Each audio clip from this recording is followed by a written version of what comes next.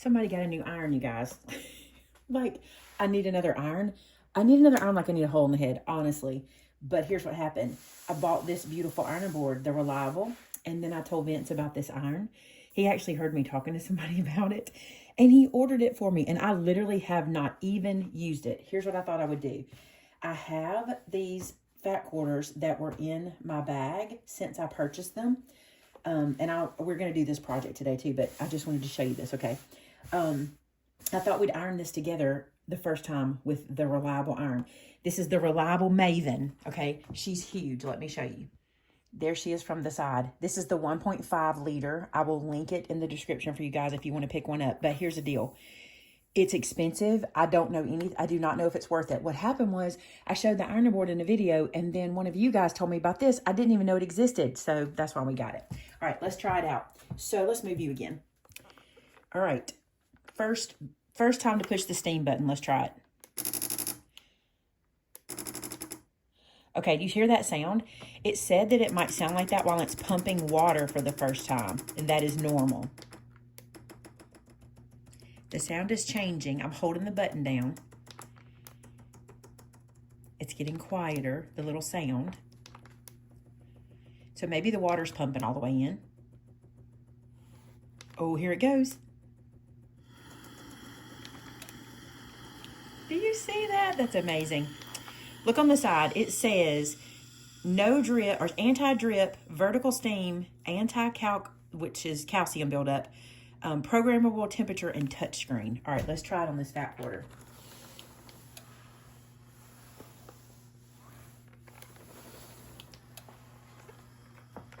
Now, the one thing I'm seeing that's weird is this. This is the water cord, and I think I just don't have it untwisted, which is dangerous. I should have done this before, so I'm going to have to try to untwist this and not hurt myself. If you get one of these, untwist that cord first, because I did not realize to do that. Okay, I've got it untwisted.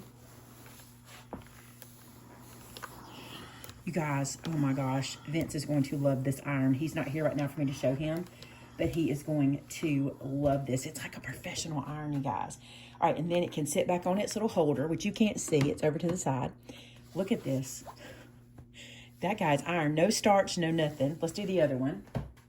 We'll see if I can get it where y'all can see a pretty good wrinkle.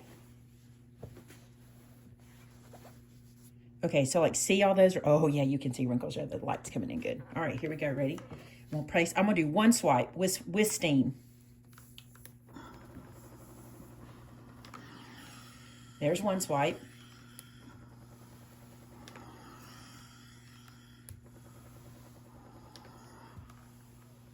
You guys.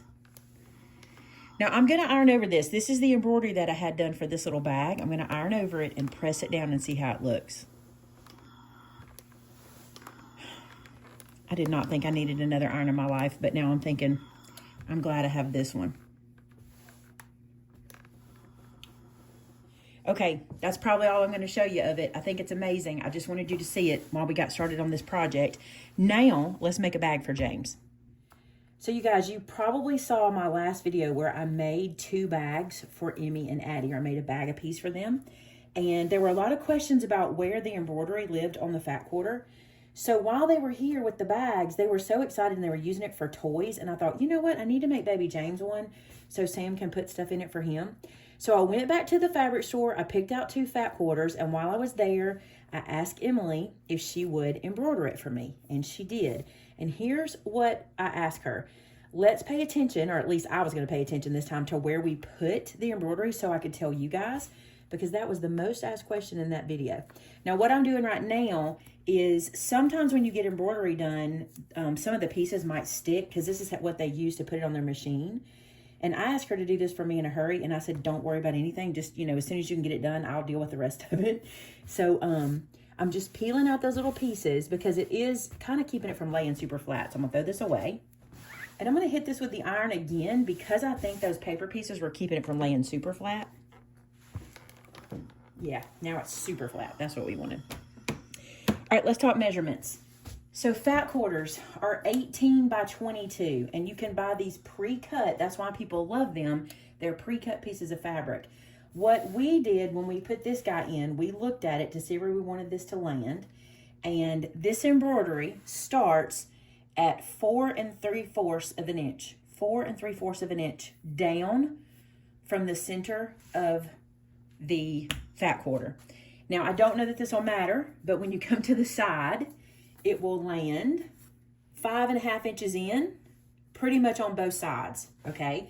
So that was your biggest question last time, or one of the biggest questions. We're gonna talk about another one too, was how far down we did this. Now, like I said, we just kind of guessed at that. So I'm just gonna let it live on the bag where it lives, okay? Now, the other question was, what is soft and stable? This is the batting, the backing, the feel, the, what's the other word? The wadding. This is what I use for this bag, okay? It's called Soft and Stable. It's by Annie's. And what it is for, I'm going to read this to you. It provides structure and stability. It's easy to sew. Literally, it's like nothing is added to your fabric. Firm and resilient, softly napped face eliminates any need for adhesives, provides a professional finish, soft to machine wash, ideal for bag making, placemats, wall hangings, etc. Okay, I love it. I use it for a lot of stuff, okay? The reason I love it for bag making is because it's not super bulky and it's not crispy. There are some bags I have made in the past that I wanted them to be crispy, and we'll probably do that again in the future on my channel. But for now, I like this because it's kind of soft and it gets the job done. So let me cut a piece. And what I'm going to cut is a piece that is the same size as my fat quarter. So 18 by 22. One thing I'm excited about my new iron is I don't love how my Soft and Stable gets these creases in it in the packaging. I'm going to see if the steam takes care of that. And it did perfectly. So what does soft and stable mean when it's napped? Do you see kind of the fuzzy texture? It's very fine. It's very hard to feel really, but it's there. But the point of that is because when you put your fabric on it, it kind of grabs. Like I don't know if you can see right here, when I pull the edges, watch that middle. See how it kind of grabs there?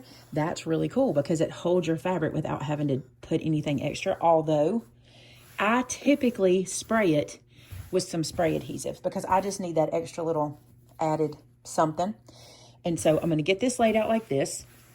And then for this particular project, I'm going to flip this over and put my other piece inside. Some bags, you don't make the linings this way, but in this one, I will be making it this way. And I just noticed that my fat quarter orientation is going this way. I should have paid attention to that.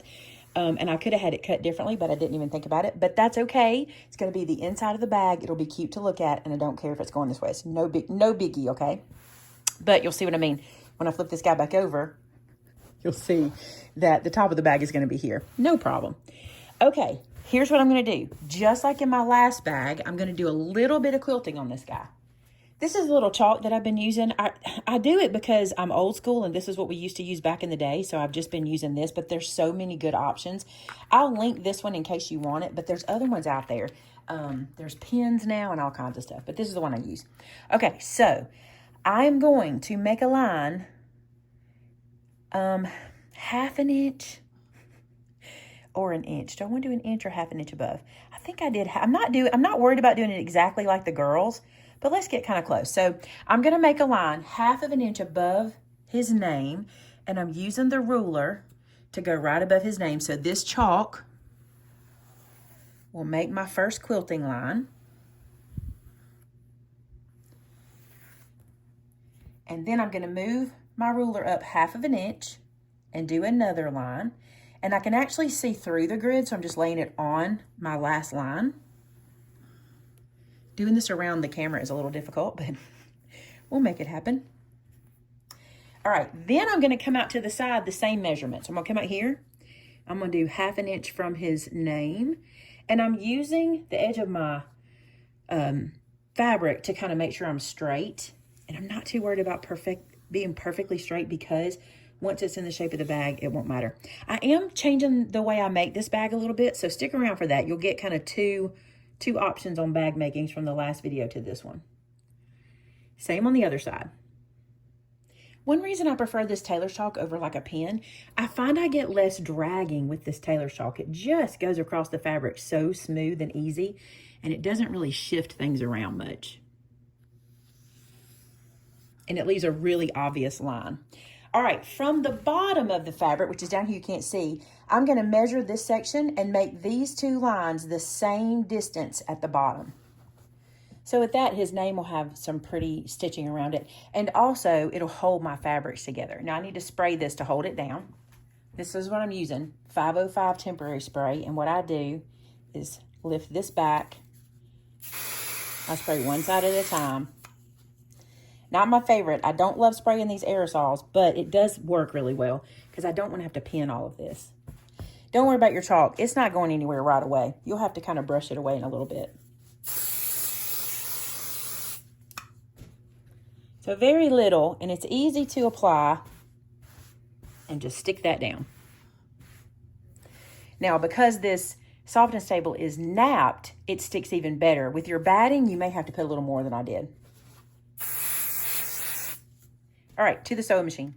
I've become a bit of a pro at changing out this walking foot because I find myself changing it all the time. And I'm going to change this, on this pattern in particular, we'll change this foot 2 or 3 times. Like, it'll be walking foot one time and then zipper foot and just different feet. So get used to the feet in your sewing machine are the ones that you have at your, at your disposal to use, because they come in handy and they do what they're designed to do. So I have to get that locked in, and I can feel my finger in the back is feeling it lock in. Again, I'm not giving you a real tutorial on this because this is my machine and everybody's machine is different, but I will tell you, these are key. These little tiny screwdrivers that actually have grips. I love them so much. I'm gonna pull this is a quilt bar. I'm gonna take that out so I can reach in here better. And when you've got that finger tightened, this little screwdriver gives you grip. Okay, there's that. Now I have to tell my machine I'm using it. And we're good. I'm not going to use this quilt bar. I have used it in other videos, so I'm just going to move it aside for now. And we're going to make these stitches. All right, so using the chalk line that we put in. Also, I have changed my stitch on my machine for this to 3. Mine is always set at like 2.4, and I wanted a little thicker than that. So I moved my stitch to 3, and now we're going to start stitching.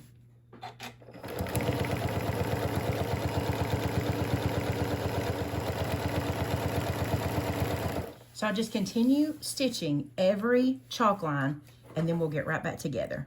Now I told you I'm doing this bag a little bit different. It's not a whole lot different, but instead of having the little pull tabs on the side like I did for the girls, because I don't have a color to match this bag, I've made my own kind of strapping. It's going to be the piece to make the tab.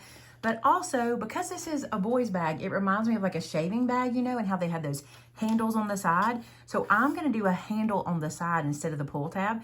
And so I'm making my own. So here's what I did. I cut a piece that was 4 inches, and then I ironed in a healthy 1/4 to 3/8 of an inch, and then ironed that in half again.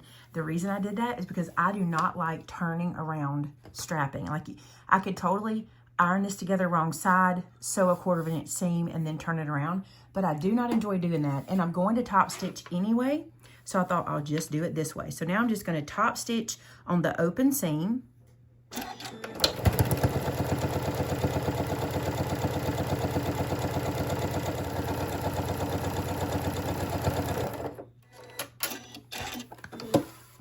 So that closes the strap, and then I'm going to flip it over, and I'm going to sew down the other side.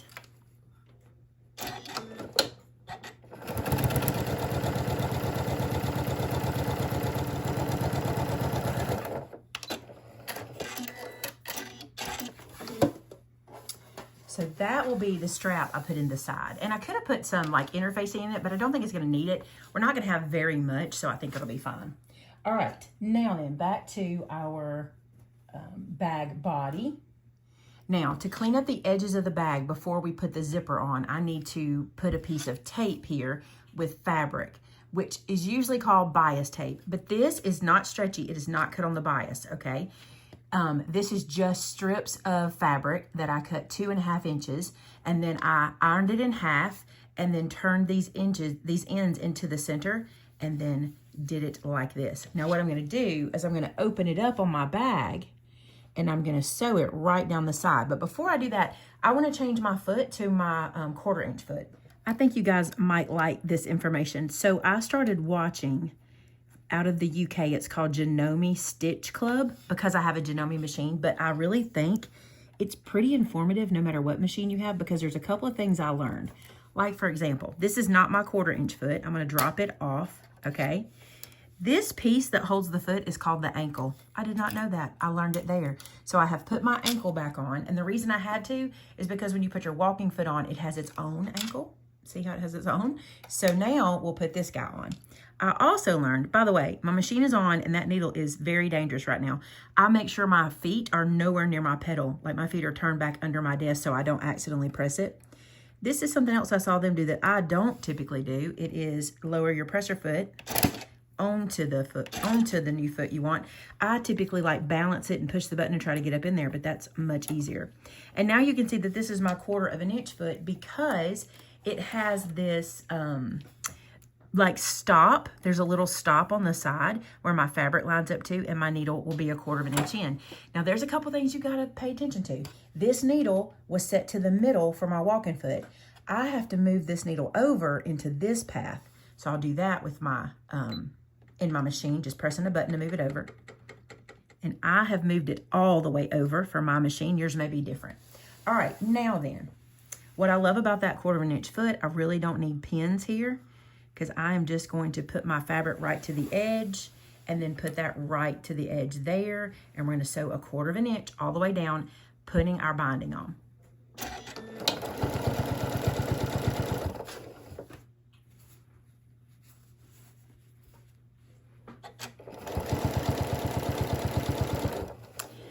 I find that these fabrics shift and move and things like that. So I do a small section, like I'll put my fingers in front, do a small section. Then I reset a small section, and it just works better for me to do that. Now what I've done is I've laid that binding out, and I'm gonna fold it over the back, and we'll stitch it down. Now I am gonna change my foot again. How many times can I change my foot? Because I want to sew more in here this time. And what I suggest is if you're like me, maybe do all your 1/4 inch sewing first. So here's what I mean by that. Let's go ahead and sew this other piece down here before we change our foot again. But I like using the right foot for the right job. I think I get better stitches that way. So I'm gonna go ahead and stitch this one onto the other end, and then we'll switch our foot out again. Okay, let me tell you this. So I did all the ironing and made this bias tape, right?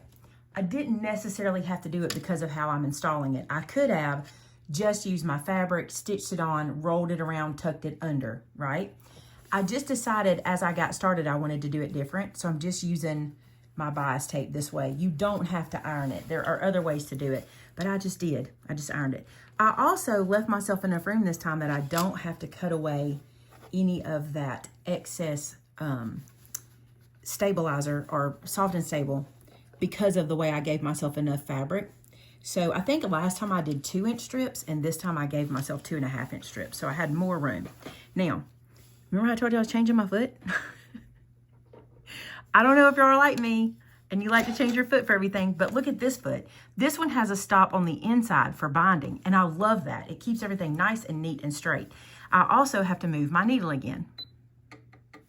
Now, if I'm careful and I take my time and I use that little piece, my stitches will come out really nice.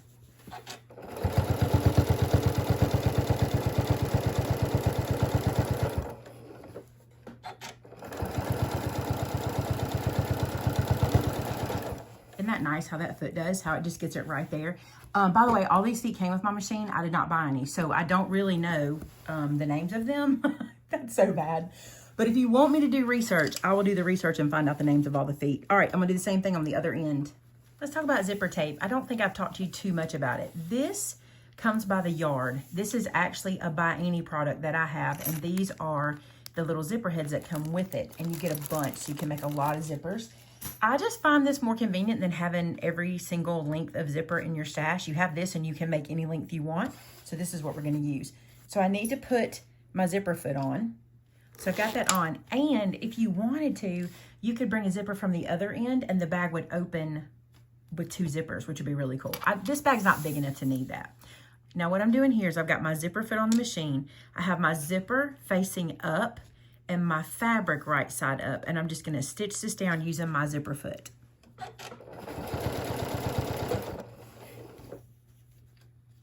Okay, so I have removed my zipper tape from this side, okay, and I can put all that back on in a few minutes. And what I'm gonna do is flip it around and do this side the same. The only thing I'm gonna do before I put a zipper in next time is they make a double-sided tape for zippers that you apply here and then stick it to the project and then stitch it down. I think that's probably a game changer. I think that's what I'm gonna pick up before I do this again. But for now, we're getting it done. So let's get this other side on.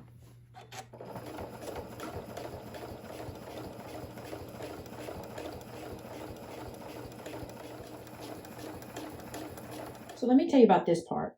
So I want to try to do this with a hidden seam instead of putting seam bias on here or the tape on here.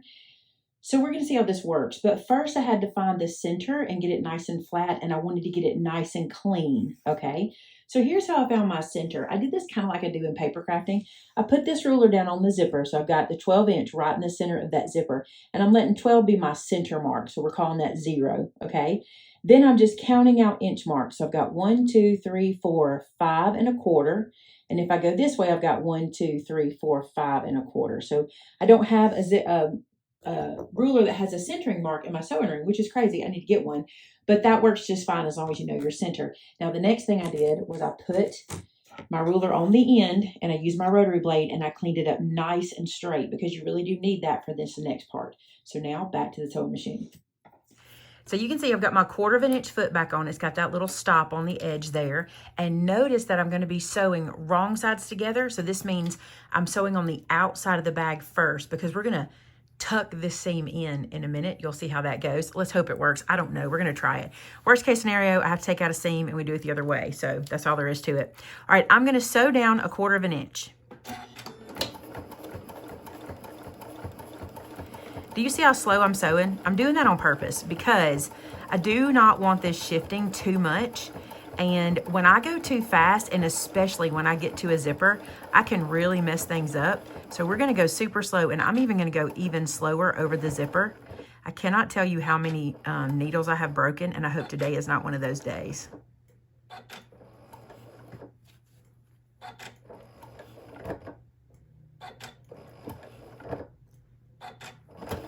We're past the zipper, so we're good.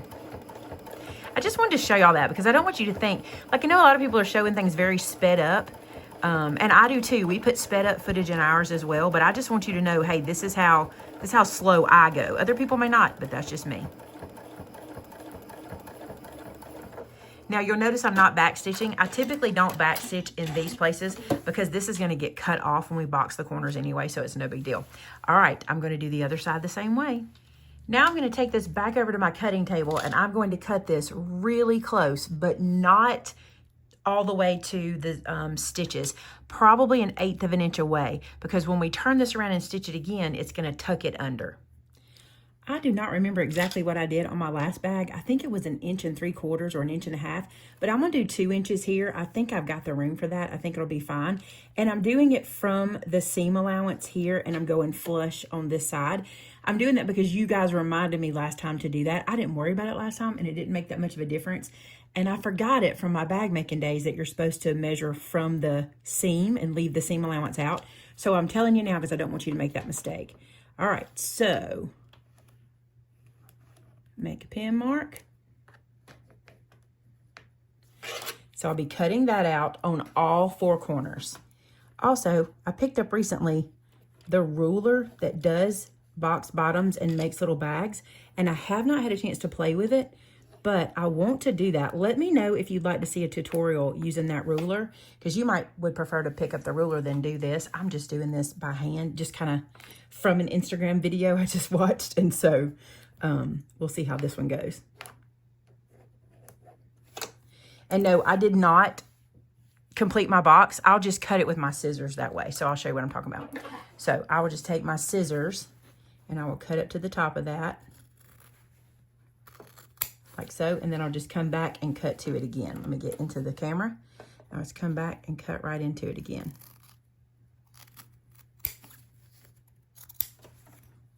If cutting in the air like that, just kind of to those lines, is not your thing and you really want to mark it, just use the ruler to finish the lines off with your pen, and then you'll be able to have your lines all the way. All right, let's talk about this seam we've got that looks kind of weird. Here's what we're going to do. We're going to trim this away so close, like 1/8 of an inch away. I don't want any of that super excess, okay? But I cannot cut into my stitches because they're very important. So I'm going slow, I'm taking my time, and I'm going to cut across. I'm not cutting across that zipper with these scissors. I'm going to trade them out. Those are my precious scissors, so we'll use these utilitarian scissors to cut across that zipper, and now we can go from there.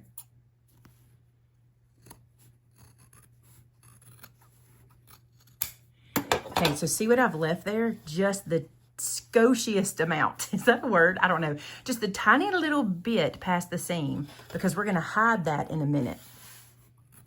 I have a question for you to answer in the comments. How many pairs of scissors do you have in your room? This video today should be titled 19 feet and 4 pairs of scissors or something like that. Like, I've used all of my tools today for this bag. All right, let's turn this guy inside out. So I'm going to open the zipper and turn him around. So you see what we've created here. We have this really nice, neat finish on the inside without having to put any kind of seam binding or anything in there. I'm just trying to get this guy to lay nice and flush, okay? We're gonna go back to the sewing machine and we're gonna do another 1/4 of an inch seam. And I'm gonna still use that foot so I can stay where I'm at. And this is going to close in that raw seam on the other side. Here, I'm gonna do a back stitch.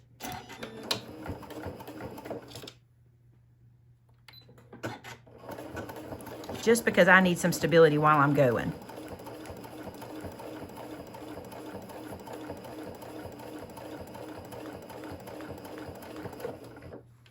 Here, I'm going to make sure my zipper is together before I sew over it.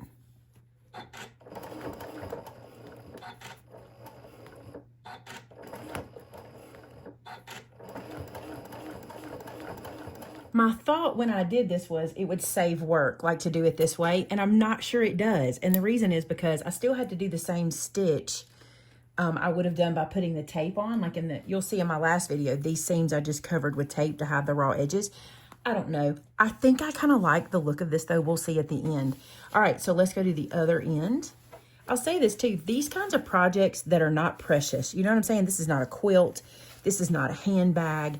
This is something that is going to be for either toys or, you know, baby wipes and things like that. This is a good place to try out different techniques like this that you're not comfortable with, to try to get your brain wrapped around them. And that is exactly what I'm doing with this. You are going to laugh at me though, because I'll tell you something. I'm only doing this seam here. I'm going to use tape on these corners, but there's a reason. There's a method to my madness. All right, so here's the deal about our corners. I need to check these and make sure they're good before we go any further. Let's turn it around and look. Let's just take a peek. Look, you guys, I really like how that looks. It looks great. All of our fabric is tucked in. It's nice and clean. I'll show you the other side. It looks really good. Now, while we're here, let's put our handles on. This is where our handle's gonna live, is right across here. And you don't need it to be super loose. I think I'm just gonna pin that on. I may even turn it back around to put it on. I think it'll be easier that way. All right, I've got you laying here on the machine so I can show you what's happening next. All right, here's our open ends, okay? I'm going to take my strapping and feed it through here all the way across. And I'm holding it so I make sure it's not twisted. So I've got it coming out both sides. And I will line it up center of this seam and then close the ends of the bag up. So it's really hard for me to do with the camera in front of me, but I'm going to try to do it. I will reset this before I sew it. But just so you can see, when we squeeze that together, we want this to be centered of that seam. And when you sew this seam, push this seam down. Do you see where your zipper is? Push that seam down, okay? And then you may have to push it down or up on the other end because you'll sew it the opposite. But this is what we're gonna do. We're gonna do a 1/4 inch seam all the way down here.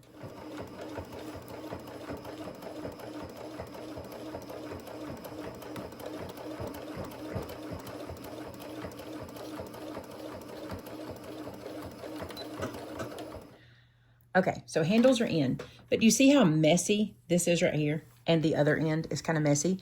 I'm going to trim this just like we did this seam before I put my tape on it, just so all of that is not having to live in the binding. So I'm going to trim it really close to my stitch line, and then we'll put our binding on.